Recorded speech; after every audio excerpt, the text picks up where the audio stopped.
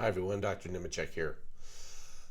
I want to talk about brain fog, can't remember, can't think right, hard to function, and this is a growing, big growing problem.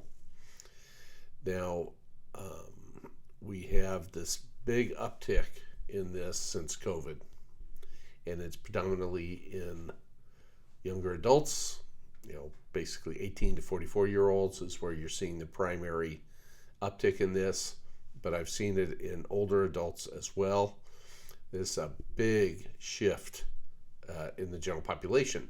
Now, we see a lot of these patients here. Most of them all have a very similar problem. It seems that the inflammatory surge they had, and maybe even some of the emotional issues that were around COVID with isolation and all of that, resulted in a form of a brain injury, if you want to think of it like an inflammatory or an emotional brain injury. Now we know, as you think of like a physical brain injury from a concussion. So a concussion is you snap some neurons, and you have symptoms for more than a day, but you don't bleed in the brain. So that's basically a concussion. Intense emotional events can give you the same thing, and inflammation, the surge in inflammation COVID can give you the same thing. And we've known now for 20 some years that more and more people in the population are unable to fully recover from these kind of events, whereas, say, in the 1960s and 70s, the vast majority of everybody would recover, and there wouldn't be this lasting effect. Now, what's the difference between now and then? Well, on a practical level, there is a state of chronic inflammation in the body of most people in our modern era, and the inflammatory chemicals that are released by the immune system prevent you from fully recovering from these injuries.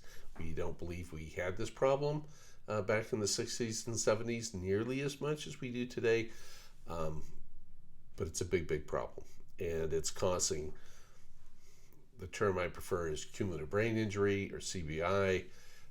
In other researchers are using terms like minor repetitive traumatic brain injury to account for what we're seeing. And so now there's this big uptick in brain fog and cognitive issues, and then for people who have attention deficit disorder, there is a national shortage of Adderall. Okay, and the shortage of Adderall is not because of production problems. It's from a demand problem, meaning more and more people are being diagnosed, whether they say ADD or whether you say brain fog. In the vast majority of cases, they're the same thing, all right? And Adderall fixes, well, I don't want to say fixes, Adderall helps with the symptoms. Now, what Adderall primarily does is boost blood pressure to your head. And when you get brain injuries that you don't resolve from, one of the primary effects that people complain of is low blood pressure in the brain. Your brain doesn't get enough oxygen because of this. It doesn't function well. You can't think well. Your memory doesn't work well. Your vision can be off. Your balance can be off. The brain reacts in ways that make you anxious and fidgety and hungry. You crave nicotine. All of these things happen from injuries that you don't fully recover from. Now, one of the things I found that people are surprised that when I say, I think your symptoms are from COVID, is they'll say, but I'm not sick anymore. They had like fever and cough and all that kind of stuff that goes along with it, and that gets better. And then when I get their history from them, it's about a month later they've gone to their primary or somebody like, I can't think right, my heart's racing, I'm just lightheaded, or and so it starts with that illness, but it takes a while for people to kind of just assess their body, like after a month or 2 or 3, like, God, I feel miserable, I gotta go see somebody.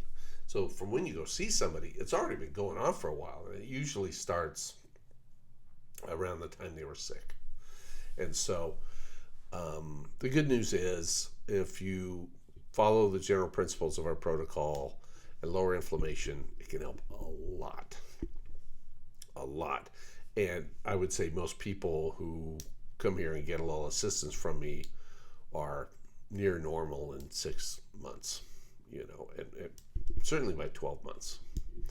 And now it's not like you feel crappy until 12 months and you're better. It's improving better as you're going.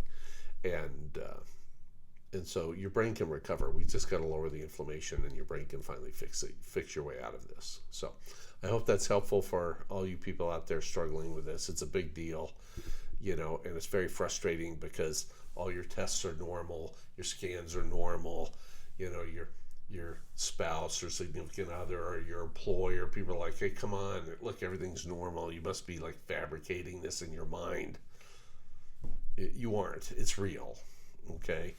And there's something that can be done about that. So lower your inflammation. If you need help, come on out and see me for a couple visits and we'll get you squared away. Take care now. Bye.